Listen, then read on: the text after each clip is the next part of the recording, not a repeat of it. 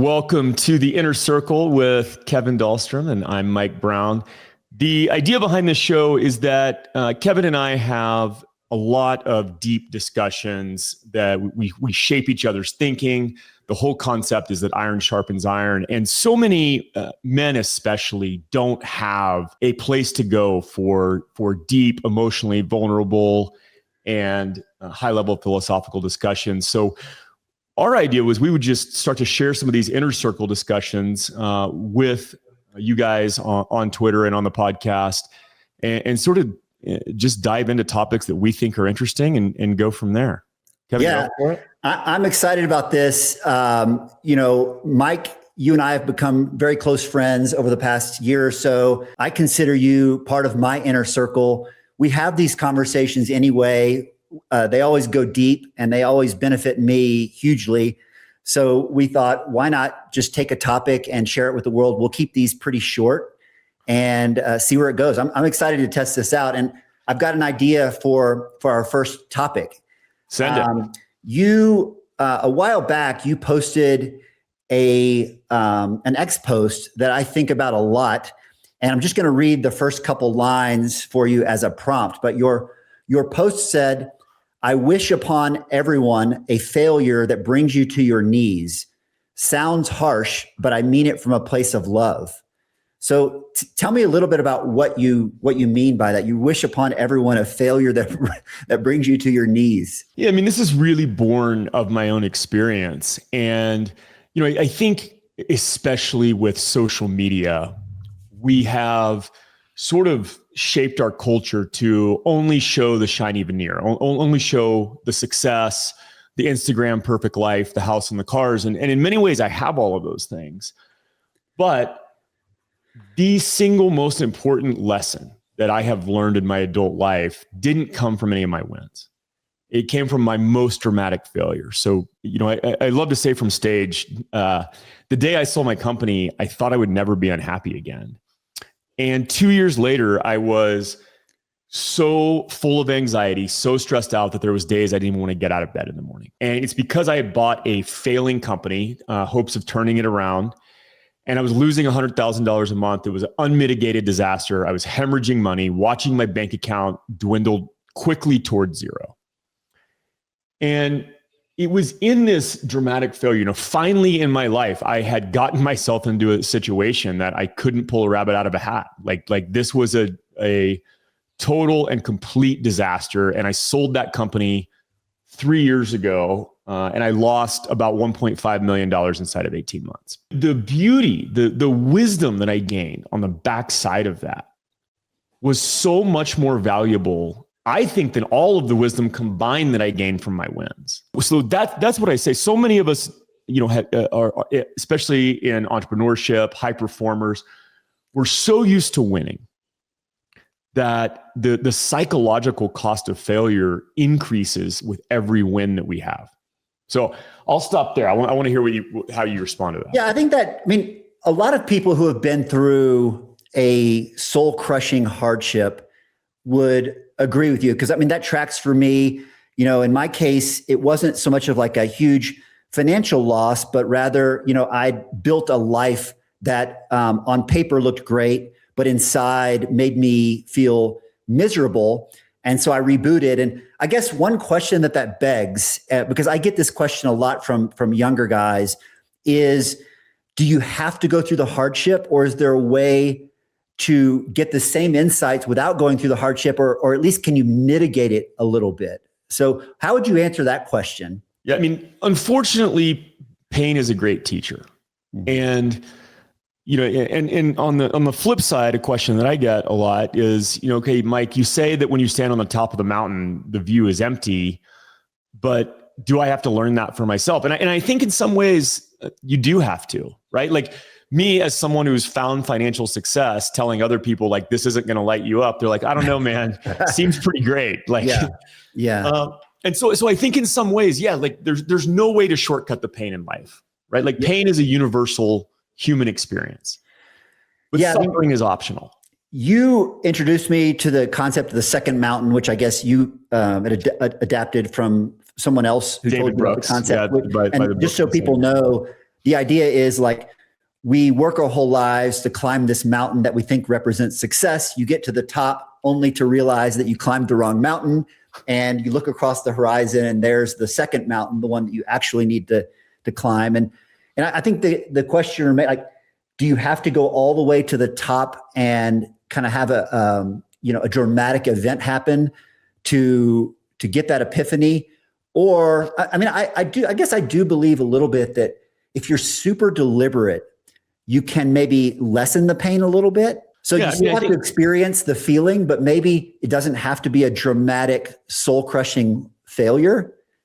Yeah, I mean, I think why you and I both chose to create content, right? Is like, hopefully we can lessen that impact exactly for other people, either, in the midst when they're already going through it, or maybe so they don't have to go through all of that pain, right? But I mean, how strong does the wake up call need to be? If you're as stubborn as maybe you and I are, yes, then sometimes you need that big wake up call. I think that's a great point. In my case, I have to be hit upside the head before I realize things. I mean, I think back to this comes to mind, like when I was, dating in my 20s, I was the most clueless single man you've ever met, where I literally wouldn't know that a woman was interested in me until she came up to me and like grabbed me by the shoulders and said, I'm attracted to you.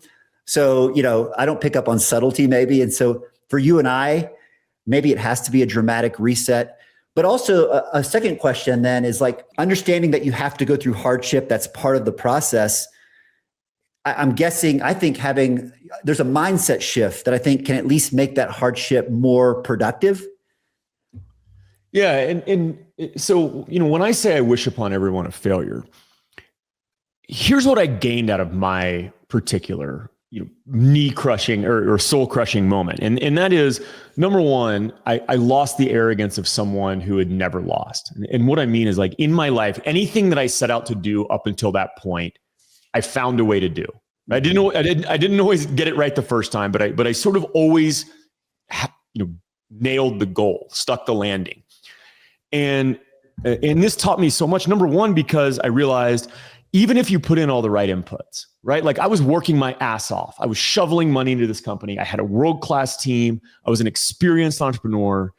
And through a combination of things, number one, the fundamentals of the business were not great. Number two, there was massive headwinds in the e-commerce space in general. Like, there was a lot of things outside of my control that I couldn't fix.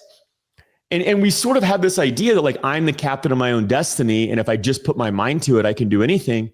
And I learned that, like, sometimes that's not the case. And what a valuable lesson to force me to give up this illusion of control, this illusion that if I just put my mind to it, I can make it right. It might sound sort of victim-y, but it's actually totally freeing to realize that I can just stack reps. I can do all the right things. And, like, sometimes it doesn't work out the way you think. Yeah. It's a humbling that happens. And, how do you get there? I mean, I often say, the older I get, the less I know. When I was young, in fact, I in some ways, envy in a way, like my younger self, who was so sure about everything, often wrong, never in doubt, because that has a lot of advantages, right? You don't question things, and you're bold. Back to your point about, like, the more success you accumulate, the more risk averse you become. But at the same time, I think that confidence can lead you way astray. And that's exactly what happened to me. I mean, I put my head down and ground my way to the top of the corporate world, only to realize that was the wrong mountain. And rebooting was a very humbling experience. And but it's the only way to find true contentment is temper. I guess it's a tempering that happens. Yeah, I mean, failure forces you to get really clear on what's important. And for me, the big lesson was I thought I needed more money to be wealthy. And it turns out I had plenty of money. What I really needed was the freedom that money could buy. And I was focusing on the wrong things. I was trading my time. I was trading my peace. I was trading my health, trying to accumulate more. And instead, I should have been focusing on what actually matters and getting clear on those things. And they didn't cost more money. How do you think about that when it comes to parenting? This is something I was actually just thinking about the other day, is this idea that you have to watch your kids fail. And the only thing more painful than failing personally is watching your kids go through that struggle, but you have to, right? It's, Yeah, I think this is a great question because number one, right? Like you can't avoid failure or pain in life. Like it's at some point your card's going to get pulled, right? Yeah. And so, teaching kids that resilience, I think, is really important. But at the same time, I think there are a lot of parents out there who generate or manufacture hardship for their kids to like teach them a lesson. And for me, like life is painful enough. Like they're going to get their lessons regardless. And so I just try to find the balance between like, I don't need to make my kids' life unnecessarily hard to teach them lessons. Like life's coming anyway. Yeah. I just try to teach them how to have resilience in order to bounce back. And so we have a family motto, which is Browns can do hard things. Yep. Yeah. I mean, we can't control what happens to us. We have some control, not complete control. Bad things will still happen to people who do all the right things. All we can control is how we react to it. And an example that comes to mind, this popped into my head from 20 plus years ago. During the original .com boom, I started a company with one of my best friends. We raised $12 million, rode the wave all the way to the top, and then the bubble burst and we rode it all the way back down. And what was really interesting as a case study is how the two of us reacted to the exact same situation. I mean, we were literally co-founders of the company, had the identical experience. And mostly, I'd say mostly this was, in my case, out of naivety. I literally referred to it as my MBA on steroids. Like I thought it was an incredible learning experience. It gave us the opportunity to do some amazing things. It blew up in our face, and I sort of moved on pretty immediately. Whereas my partner, to him, it was just this deep sense of personal failure that stayed with him he didn't move on to his next kind of job, career thing for a year, and it impacted him for years. So it was, the only difference was mindset. And I think it goes back to that idea of resilience that you talked about. It's like, that's foundational to everything. You can't avoid heartache.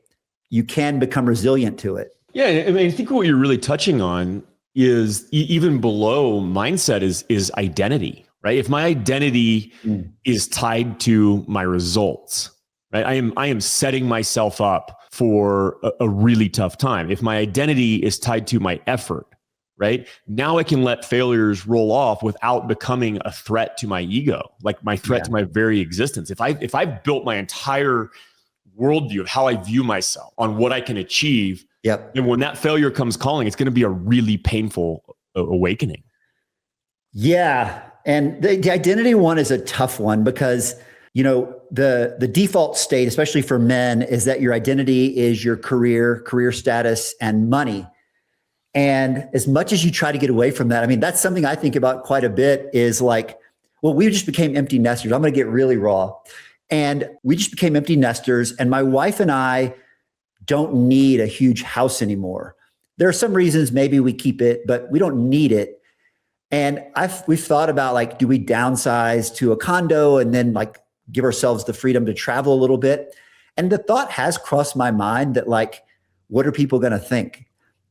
Like my house now, when people visit, they're impressed, right? And they see the things. And as much as you try, it's hard to let go of that identity that's tied to, like, very specifically financial success. Yeah. I mean, for me, like when I hear somebody say, like, I don't give a fuck what other people think, what I hear is I'm lying to myself, right? Like we all give a fuck what other people think. The trick is what people, right? Yes. Like, I actually care a whole lot about what you think about me. Yeah. Right? Because you are someone that I look up to, that I want to emulate, that I think thinks about the world in a very similar way. And so if you call me up and be like, hey, Mike, I think you're fucking this up, like, that's advice that I want to take. Yep. Right? But some random internet troll commenting on my Twitter post, like, if they don't have a life that I want to emulate, then that's an opinion that I'm going to immediately discard. So who do I care about their opinion? I think is the real operative question. Well, what's interesting is right after we met, I think I did kind of challenge you on some of the material stuff. Totally. You know, let's be clear. Mike Brown likes his toys, and in a way, that's part of what I love about you is like you like to live life to the fullest. But you made some changes. I doubt it was related directly to what I said, but there was something going on inside of you that my sort of words clicked with you and you made some changes. Yeah, look, I mean, I pride myself on being open-minded and constantly updating my worldview when I'm presented with better information. And for me, what I think you're directly referring to is I sold off some of my supercars. And the thing is, those supercars played a really important role in my life, right? Like I grew up with the red Lamborghini on my wall, like that represented ultimate success. And a part of me needed that. Like a 12-year-old kid who wanted to feel successful, like needed to go through that chapter. But then at some point it fulfilled its role and it was no longer serving me in the same way. So, there's no regrets. I'm glad I bought the ticket. I'm glad I took the ride. And I'm glad I was able to update my opinion when that chapter had run its course. Yeah, the thing that you've said in the past year that I repeat the most is this idea like I can hold two opposing thoughts in my head at the same time. Like the supercars were absolutely played a role in my life and I treasure that phase. And I absolutely don't need as many supercars anymore. And it's related to this idea that like I reserve the right to reinvent myself, 5 minutes from now. And I think maybe that's like the core message here that we're talking about is like failure and change are inevitable. Whether that change comes because you've made the decision to pull the plug on something like I did, or whether it's forced upon you, as was kind of the case with you. And maybe the mindset to have is, or the way to be resilient is like, that's an opportunity for reinvention. Totally. That's it, right? Like the way I put it is fixed versus fluid identity, right? If I have a fixed identity, if my identity is built on always winning, external validation, material things showing the world who I am, like versus this fluid identity of I'm under no obligation to be the same person I was 5 minutes ago. I was the guy who loved supercars. And now I'm the guy who has different priorities. And that's totally okay, right? It doesn't threaten who I am because I'm not really attached to being seen as the supercar guy. Yeah, I think some of it comes back to, to what end and for whom. Like, I always say like minimalism which I'm a big believer in the practice of minimalism, but it's not what most people think. Most people think of minimalism as like this monk-like existence where you deny yourself of anything that brings you joy. And it's literally the opposite. Minimalism is about asking of everything in your life, does this bring me joy?